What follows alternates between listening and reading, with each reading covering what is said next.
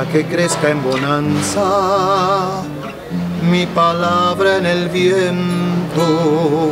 Voy meciendo en mi alma un ciclón que se calma.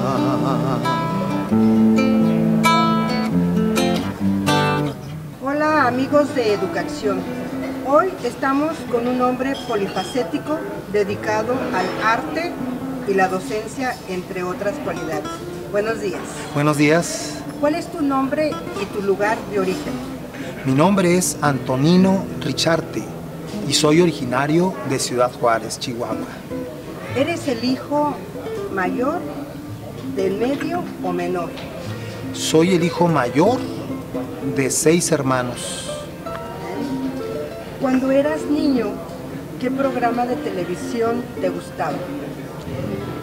Bueno, me gustaban ver los programas de la serie Hanna-Barbera, como por ejemplo La Tortuga D'Artagnan, Los Picapiedra, Los Supersónicos. ¿En qué escuelas estudiaste la primaria, la secundaria y la prepa? Bueno, dadas las condiciones de trabajo de mi padre, estuvimos emigrando a diferentes ciudades de la República. En Ciudad Juárez, desde mi nacimiento hasta el primer año de primaria, para luego trasladarnos a la ciudad de Chihuahua y cursar ahí el segundo año de primaria. Lo terminé en la ciudad de Durango, para continuar el tercero y el cuarto y el quinto en Torreón. Después de ahí nos trasladamos a la ciudad de Monclova para cursar lo que sería el sexto año de primaria y el primer año de secundaria. El segundo y el tercero de secundaria lo terminé en Tampico, Tamaulipas. O sea que andaban por todos lados, ¿verdad? Así es, picando aquí, picando allá. De alguna forma eso me llenó a mí en diferentes texturas, sabores. Y bueno, eso impactó mucho en mí en lo que hago, en la música, en la pintura, en la escultura, en todo esto. Cuando eras niño, ¿qué querías ser de grande? Desde niño, en el kinder que se encuentra al lado de la iglesia Corazón de Jesús, allá por La Mejía, en la escuela, en el kinder Benito Juárez, recuerdo que en mis manos me gustaba mucho la textura de la plastilina, el olor de la plastilina, la clase de música, las maderas, la tierra, tenían arenas donde podíamos nosotros hacer castillos ahí, y desde ese momento yo supe que me llamaba mucho la atención el ser creativo con los materiales, me inspiró y sí, desde un principio sentí que iba a ser maestro. ¿Sí? Sí. ¿Qué objetos coleccionabas de niño? Me gustaba coleccionar piedritas, fósiles en los campos. De hecho, fui coleccionista de fósiles en la ciudad de Monclova. Había por ahí un lugar inhóspito, algo alejado de la ciudad, donde pude visitar y meterme ahí casi entre cavernas y encontrar diversos fósiles. Y tenía la casa llena, mi cuarto lleno de piedritas y de fósiles. ¿Los conservas todavía? No, ya conforme fui creciendo, los fui desechando, llegando incluso a conseguir una piedra grandísima donde había un caracol, que yo creo ahorita es de mucho valor, pero simplemente por ahí se lo regalé a un maestro de biología de la secundaria. Ajá. ¿Y cuando eras niño, te gustaba algún deporte? Dado que tenía problemas visuales, desde primero de primaria que me detectaron alto grado de miopía y astigmatismo, tuve que utilizar lentes fondo de botella casi. Sí. Y esto me impidió mucho llevar como niño una vida normal. Yo veía a mis compañeros jugar fútbol y otros deportes. En algunas veces lo intenté, pero casi siempre se me quebraban los lentes. Llegaba a la casa sin los lentes o quebrados, entonces esto me hizo tener más cuidado. Y también de alguna forma eso formó mi carácter de poeta, porque con ese hecho de observar solamente lo que me rodeaba y de alguna forma busqué expresarme, no rodando un balón, sino rodando palabras, rodando sueños y sentimientos, ¿no? Sí, Desde muy pequeñito, ¿eh? Desde pequeño, sí, así es. La luz que enciende alborada y brilla en mi esperanza, más allá de la ruina, es poesía que alcanza. Más allá de la ruina, es poesía que alcanza.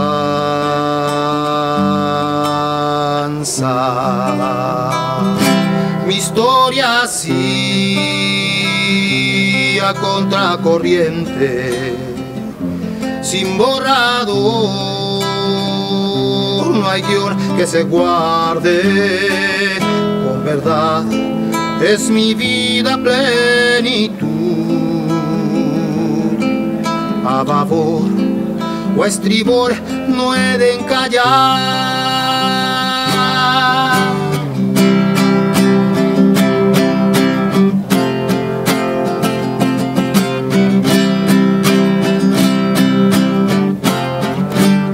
¿Cómo era tu relación con tus padres durante la adolescencia?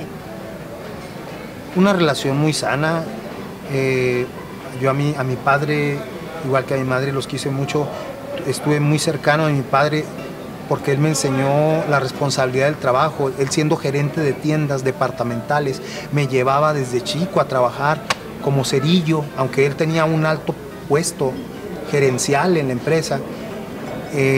Yo trabajaba como cerillo, como empacador, limpiando anaqueles, limpiando departamentos, y así me ganaba de centavo en centavo desde chico, desde pequeño, como jugando, no tanto por ganar dinero porque no tenía necesidad, sino simplemente era como una parte de educarme sobre la responsabilidad en el trabajo, y eso me ayudó mucho.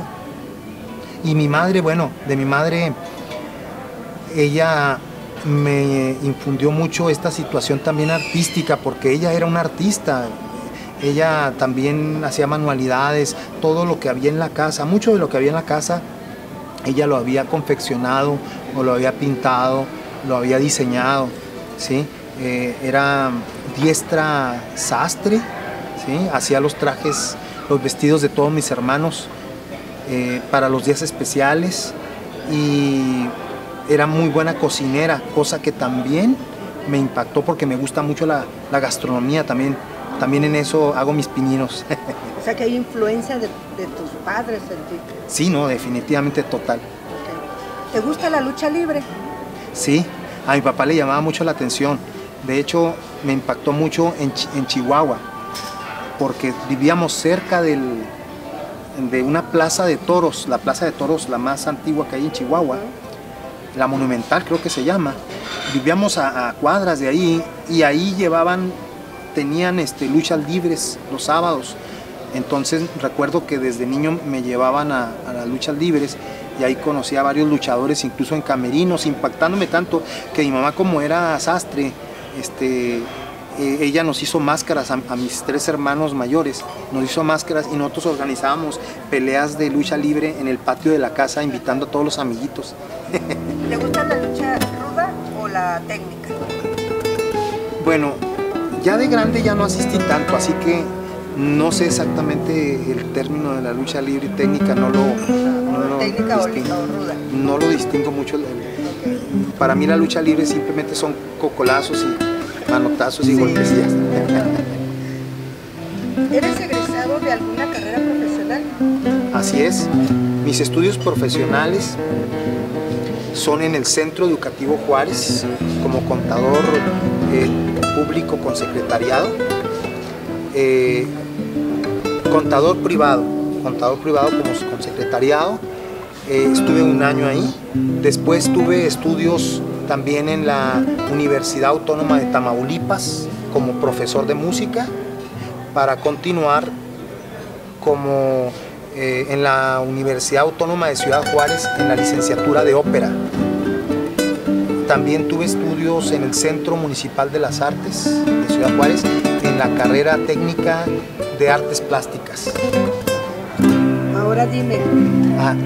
Y mis estudios profesionales en la docencia es en la Escuela Superior José M. Medrano, en la licenciatura de Ciencias Sociales.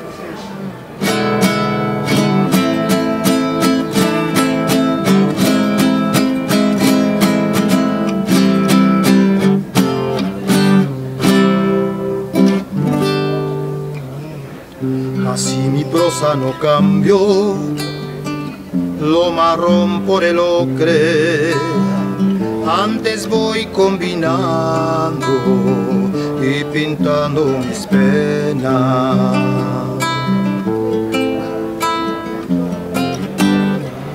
Todo me sirve en la vida, de la A a la Z, porque canta enseñanzas, aún en ritmo imperfecto. Porque canta enseñanzas, aún en ritmo imperfecto.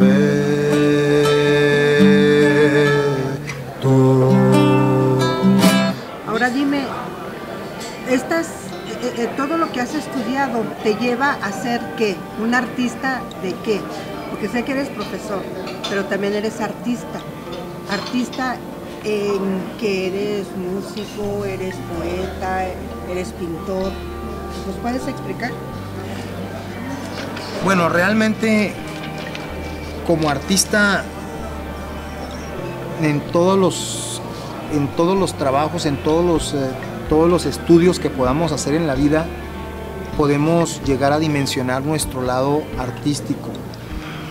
Si es médico, si es licenciado, si es arquitecto, si es ingeniero, cualquier estudio, cualquier licenciatura, podemos dimensionarla en un sentido artístico, porque sería la especialización, la belleza de hacer nuestro trabajo, de hacer las cosas, porque en todos los trabajos vamos a manejar las dimensiones sensoriales, que es la vista, el olfato, el tacto, el gusto, ¿sí? Y entonces podemos nosotros de alguna forma exponenciar en el sentido artístico. En mi caso, aunque hice estudios de contaduría, que hice estudios de plásticos, que hice estudios de licenciatura en docencia u otros, para mí sirvió como una antología de conocimientos que me ayudan a crecer una idea artística, ya sea musical, ya sea plástica o ya sea visual. Okay. Y te lleva a también tener una visión diferente de cómo enseñar. Así es. ¿Que sería cómo? Bueno, el enseñar el arte es algo que nos lleva a caminos muy abiertos. No es algo tan cerrado como en la clase de física, que tomamos un lápiz y les decimos que la gravedad es soltando el lápiz y el lápiz se va a caer, o como en la clase de matemáticas que decimos que 2 más 2 es igual a 4 y nunca se va a salir de ese parámetro, siempre va a ser el 4 sumando 2 más 2. Y podemos hablar de cada una de las materias que va a tener una certeza de un aprendizaje cierto, una verdad única. En el arte no puede ser así. En el arte es una dimensión muy cambiante, que a lo largo de la historia del hombre no ha tenido un color, una forma, una textura definida, porque la belleza es así, la belleza cambia día con día, época con época. Entonces, no podemos llegar a un salón de clase y decirle al alumno, esta es la belleza, este es el arte. Cuando tú aprendas esto, ya lo lograste, ya terminamos contigo.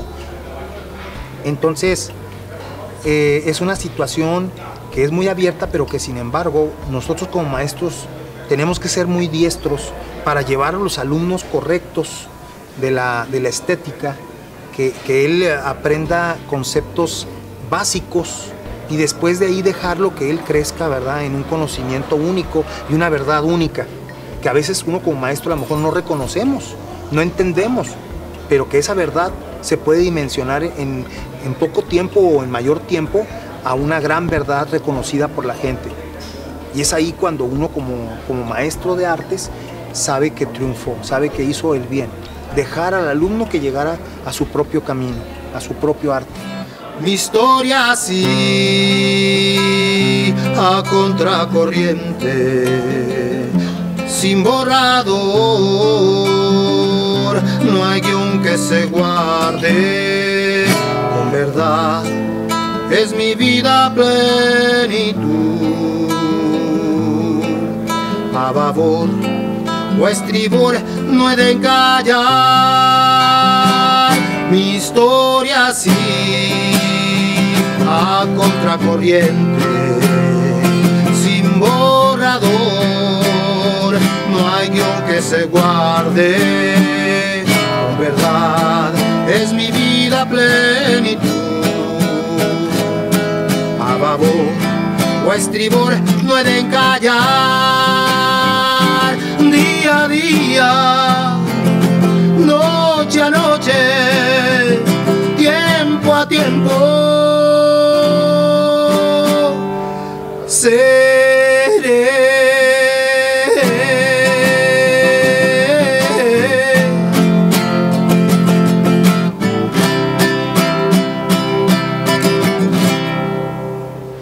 Aquí tengo una pregunta.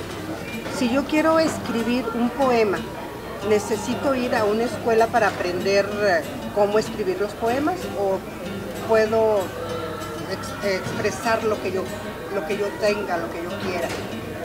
Bueno, aquí, como en cualquier arte, lo más importante de una expresión, sea cual fuera, es la verdad que tenemos nosotros para expresar ese sentimiento.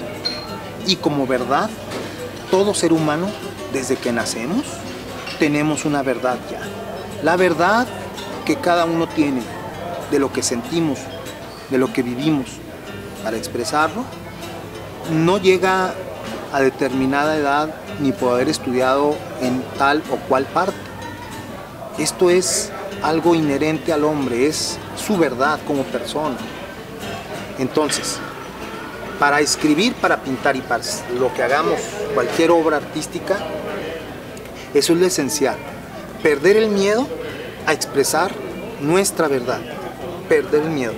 De hecho, en el mundo de las letras hay grandes poetas y escritores que llegan a un alto grado de expresión y en sus poesías, en sus escritos, se van a lo básico, emulan la voz de un niño que escribe.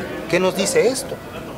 Que quieren volver a sentir esa vivencia de cuando eran niños. Y entonces a veces podemos confundir las palabras de un gran poeta con las palabras de un niño, porque aquí hay algo bien sencillo.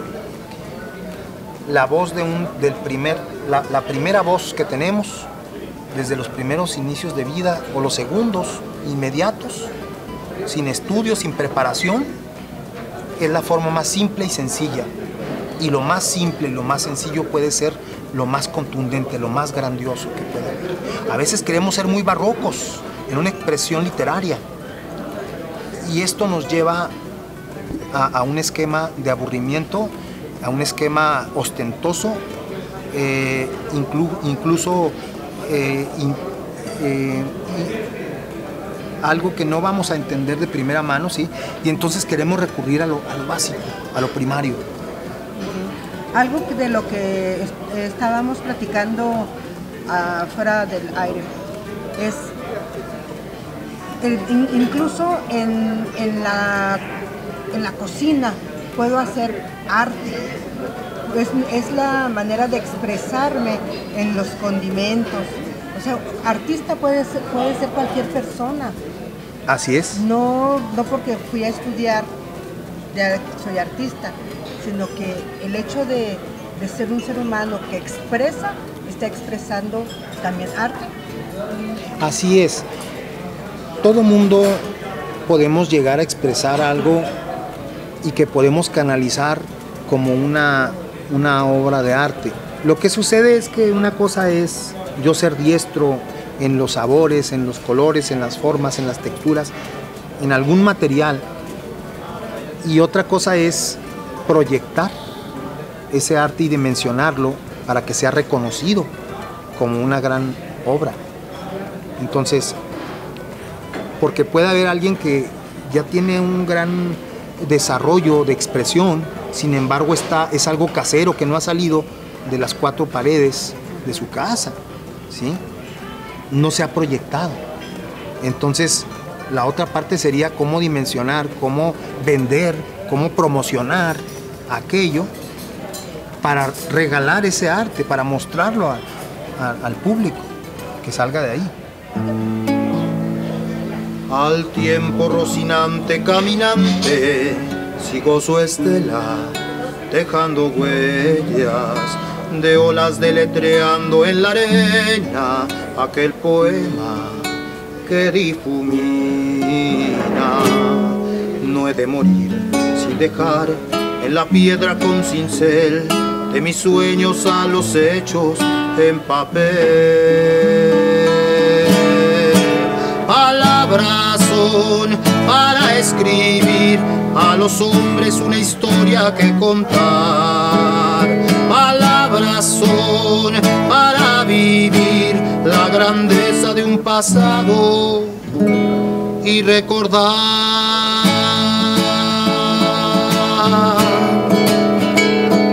Bueno, en el mundo del arte hay dos situaciones muy importantes, que a la vez es un problema filosófico.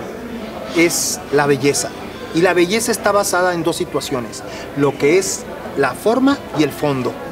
La forma es la superficie de una belleza, lo que podemos ver, lo que podemos percibir, ¿sí?, de primera instancia.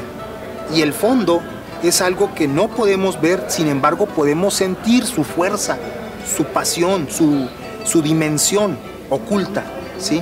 Estos dos elementos son muy importantes. Sin embargo, algunos artistas a veces nos basamos solamente en uno de ellos dos, como supremacía uno sobre el otro. En ocasiones, la forma sobre el fondo, u otros artistas, el fondo sobre la forma. Considero yo que los dos deben de fusionarse en un sístole y en un diástole, apareciendo en momentos la forma sobre el fondo y después el fondo sobre la forma. Y esto va a generar un movimiento constante de crecimiento hasta dimensionarse en tamaños, en texturas, en colores, olores, sonidos inimaginables.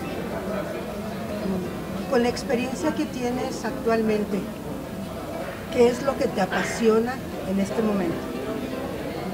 Lo que me apasiona y me llena es el poder lograr en mis alumnos ese crecimiento, esa llama interior, esa expresión que ellos ya tienen y que lo logren ellos sacar al exterior. Para un maestro ese es el triunfo, ¿sí? Y no va a ser incluso el que el alumno supere al maestro. No creo que sea ese la labor o el engrandecimiento de un maestro. No creo que sea la premisa el que el alumno supere al maestro, porque en esto de la superación es muy subjetivo. Estamos hablando de belleza y ya de inicio planteaba yo que la belleza es algo que no se puede encajonar. Bajo esta situación, entonces, yo creo que el logro de un maestro en el mundo del arte es que su alumno logre expresarse sin temores, sin miedos, y que lleve su verdad a lugares inimaginados. Actualmente te consideras un bohemio y enamorado de la vida. Así es. Para mí es muy importante el vivir al 100% todo lo que me rodea, de alguna forma observarlo, apreciarlo, y de alguna forma lo voy a plasmar en todo lo que, lo busco plasmarlo, representarlo en todo lo que hago. No necesariamente lo que escribo y lo que compongo soy el 100%, sino que a veces yo me nutro de las vivencias de las personas que me rodean y las voy a fusionar en una simbiosis con mi persona. Y entonces hay un nuevo producto entre lo que está afuera y lo que yo tengo adentro. La la la la la la la la la la la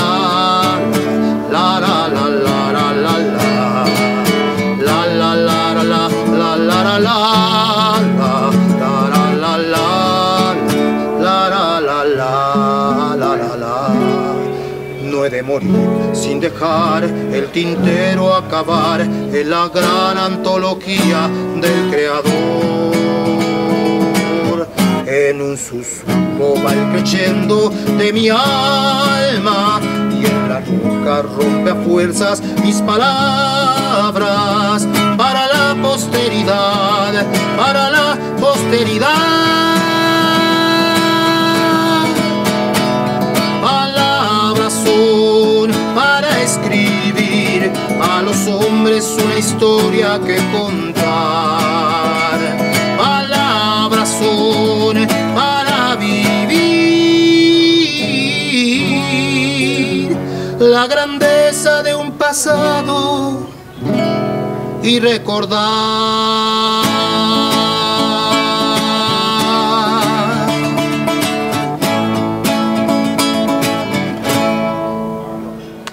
¿Tienes alguno o algunos libros publicados?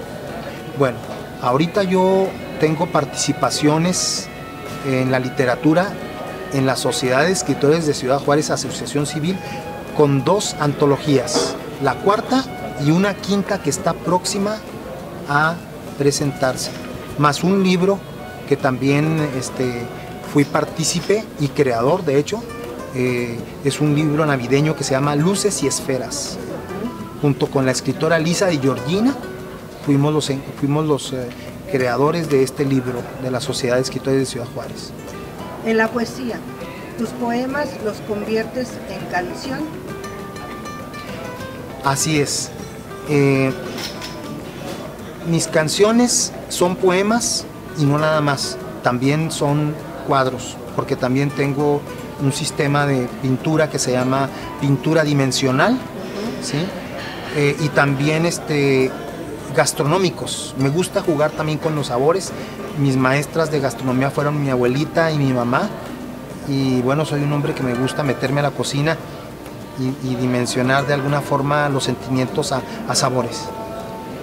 ¿Qué te inspiró para escribir? Así es mi prosa, no cambio lo marrón por el ocre. ¿Sí lo sigues? Claro. Sí, esto es parte de una canción mía que es la canción base de la 5ª antología de la Sociedad de Escritores de Ciudad Juárez, Asociación Civil, letra y música de mi autoría. Y bueno, igual que en la pintura y la escultura, lo que yo escribo no trato de desmenuzarlo y explicarlo a mis escuchas o a mis lectores, sino que para mí es muy importante el que el espectador, el oyente o el que observa aquella obra, sea literaria o sea pictórica o sea de cualquier naturaleza, el espectador también recree. Creo que aquí hay un proceso muy importante, lo que es el creador y lo que es el espectador.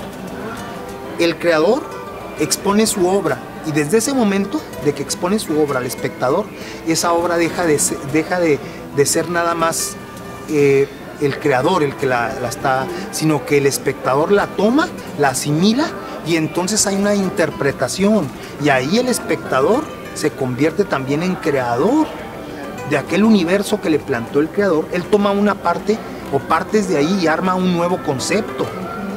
Por eso el creador no debe de limitar su obra de arte a conceptos y formas específicos, porque sería una forma de limitar las dimensiones vastas de su expresión. Tenemos que dejarla volar libre y que el espectador capte a la paloma en el viento, en cielos que no sabemos. ¿Este es un poema o es una canción? Porque no tiene nombre. Es un poema, sin embargo, su título se llama La Palabra, pero no quise contaminar yo al colocar el título al principio y lo puse al último, porque precisamente habla de lo que es la palabra, la verdadera dimensión de la palabra, de cuando nace la palabra. Y la palabra no es algo que está plasmado inmediatamente en un papel, es algo que fue pensado, razonado, viene de un momento, viene de un Big Bang en nuestro cerebro, en nuestra imaginación, de un lugar que no podemos ver, que incluso no podemos existir, de hecho. Es algo que va creciendo poco a poco hasta convertirse en el papel. Es el proceso final, el signar en el papel, eso es la palabra. ¿Nos puedes, por favor, leer este poema? Así es.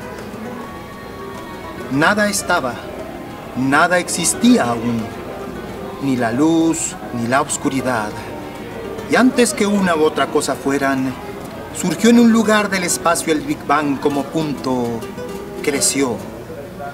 Se expandió escurriendo y goteando sangre en el agua clara, dibujó finos hilos que negaban a turbiar en el viento lánguida y plácida, hasta que en fuego discreta evaporó. La tierra su esencia marcó, como pasos en la arena caminó. Rumbo al mar rompió en las rocas y así pronunció un siseo, un susurro que en los labios se posó y acarició.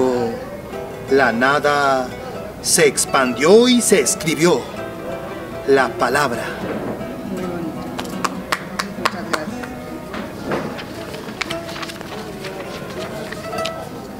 Tengo otra pregunta para ti. Qué hermoso poema. ¿Cuál es el objetivo, cuál es la misión de la Sociedad de Escritores de Ciudad Juárez AC? La Sociedad de Escritores de Ciudad Juárez, Asociación Civil, surge hace 14 años y bajo los rumbos, la dirección del profesor Juan Amparán, se llega a consolidar al año pasado frente a notario. Se consolida como Sociedad de Escritores Asociación Civil. Esta sociedad tiene como fin promover en todas sus dimensiones la palabra, precisamente, ya sea en poesía, cuento corto, canciones, en fin, todo aquel rango en el que podamos nosotros jugar con las palabras, con el aire, el ímpetu de lo que es la palabra. La Sociedad de Escritores da la bienvenida e invita a la gente a que se sumen en este arte de la escritura, ¿no? ¿Y cuál es tu participación en la Sociedad de Escritores de Ciudad Juárez, Asociación Civil? Bueno, yo soy socio fundador, uno de los socios fundadores, porque fuimos arriba de 30 los que firmamos esa acta constitutiva el año pasado, y yo participo en las reuniones mensuales que se tienen, como uno más que va a elaborar proyectos, a participar, sugiriendo, apoyando a compañeros de la misma sociedad y también de alguna forma llevando gente para que sea canalizada en los proyectos que tenemos en la Sociedad de Escritores. Los jóvenes que quisieran ser parte de esta Sociedad de Escritores de Ciudad Juárez, ¿cómo pueden acercarse? ¿Cuáles son los medios que tenemos para acercarnos a esta sociedad? Bueno, la Sociedad de Escritores de Ciudad Juárez cuenta con varios programas de difusión. Uno de ellos es un programa radial que se tiene los sábados de 1 a 2 de la tarde, en un programa cultural que dirige el mismo presidente de la Sociedad de Escritores, el profesor Juan Amparán. Este programa de los sábados se transmite en Radionet 1490, Juárez en la Cultura se llama. ¿Tienen alguna página de Facebook? A través de este programa radial se hace la invitación cada sábado para que nuevos valores en la literatura se acerque con la sociedad y poder con ellos tal vez consolidar algún proyecto personal en una publicación, o alentarlos o asesorarlos para que sus trabajos lleguen a buen fin. Tenemos una página de internet que la encuentran en Facebook bajo el título Sociedad de Escritores de Ciudad Juárez AC. Okay. ¿Nos puedes repetir el horario de Radionet y el día? El programa de Juárez en la Cultura, que dirige nuestro presidente de la Sociedad de Escritores de Ciudad Juárez, se transmite en Radionet todos los sábados de 1 a 2 de la tarde. Muchas gracias.